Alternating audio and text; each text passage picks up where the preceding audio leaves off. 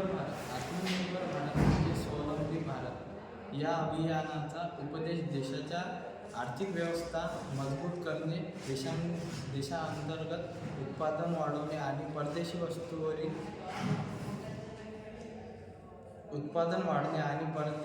वस्तूवरील अवलंबन कमी करणे, भारताला आर्थिकदृष्ट्या स्वावलंबी बनवणे आहे. मे 2020 मध्ये कोविड-19 महामारी दरम्यान सरकारने हा उपक्रमाची सुरुवात केली आहे. मुख्य उद्दिष्टे: देशांतर्गत उत्पादन वाढवणे, आर्थिक लवचिकता सुधारणे, जागतिक पुरवठा साखळीमध्ये भारताचा सहभाग वाढवणे, देशाच्या विकासाला नवी दिशा देणे. धोरणात्मक चौकटी एक धोरणात्मक चौकट आहे जी आर्थिक स्वावलंबनाला चालना देते. यामध्ये देशांतर्गत संसाधनांचा पुरेपूर वापर करण्यावर भर दिला जातो.